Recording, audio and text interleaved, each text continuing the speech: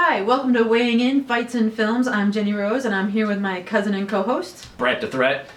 And today we're going to be weighing in on the movie Arrival. It stars Amy Adams as linguist Louise. A little bit of a tongue twister there. Jeremy Renner as physicist Ian. And Forrest Whitaker as Colonel Weber. It's directed by Denis Villeneuve?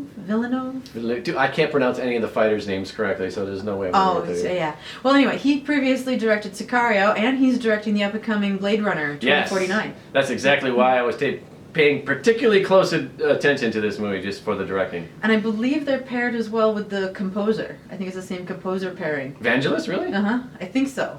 That's a plus. I could be wrong on that, but I'm pretty certain. So, and honorable mentions in this are the aliens Abbott and Costello. Yeah, we gotta put those in there. So the Arrival follows these 12 crafts that come and land on hover above the planet.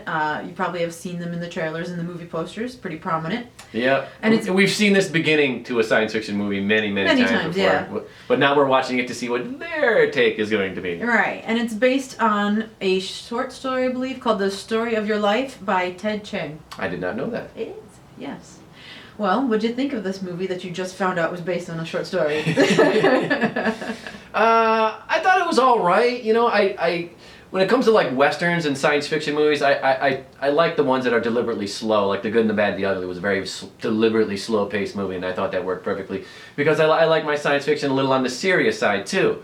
So, but in this one, it just maybe the story was a little thin too, but it just seemed like a really slow movie to me, and not much really happened. I mean, what they're trying to do is figure out how to communicate with each other. That's the whole movie. Amy Adams' character has a choice to make with her daughter, and it's that's the movie at its core is about her family struggle with her husband, and her daughter, and something concerning her daughter, and like this whole alien thing is just kind of like wrapped around that. I personally was fascinated in this movie. I was really well. I like learning languages and then all of that area. Mm-hmm. So I found the development of the languages and the rings and I want that artwork. I want some of these words in the ring language as artwork. I thought it was beautiful.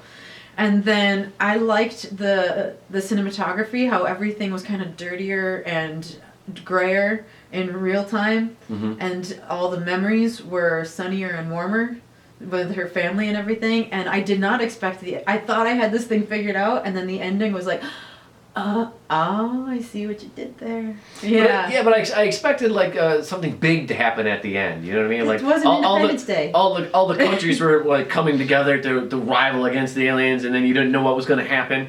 And I expected like some really big thing to happen, and it just kind of like meow.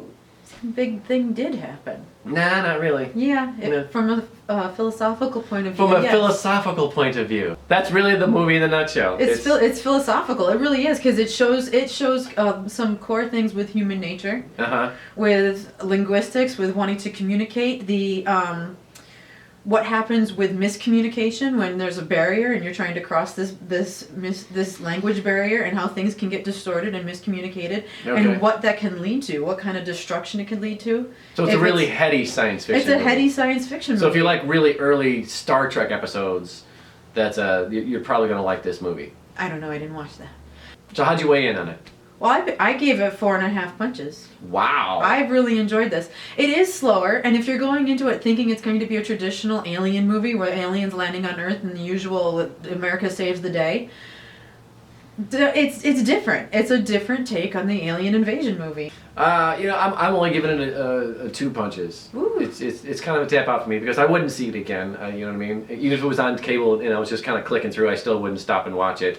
It was it sit through-able, even though it's slow. And it's like there were moments in it that I thought were cheesy too, like when he tosses the glove up into like a little like anti-gravity thing there, and he goes, "Oh, so that happened." So like there's like these like lame jokes that they throw in there from time and again. I was just kind of like, didn't really need that, but whatever. They had to explain like how they were going to fit in this space. No, I get it, but like the jokes were lame, is what I'm saying. Can you think about if all of a sudden your gravity perception was shifted perpendicular?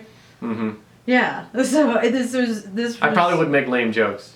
Huh? You'd be throwing up. I'd probably be throwing up. You'd be throwing up because your motion sensory system would probably be like. you're mind blown, when you make that shift where all of a sudden, but they needed to figure out how things would work in this vertical spaceship. She has an aerospace engineering degree. Yes, so I liked the movie. So hey, tell us what you thought of the movie if you've seen it. Let us know in the comments below. And don't forget to support her MMA fighting career by buying a t-shirt. Links below. You can also support Weighing In Podcast by buying a t-shirt to this podcast, supporting it, and the link will be below for that. And don't forget to watch some of our other videos. Yes. Like, comment, and subscribe to Weighing In Fights and Films.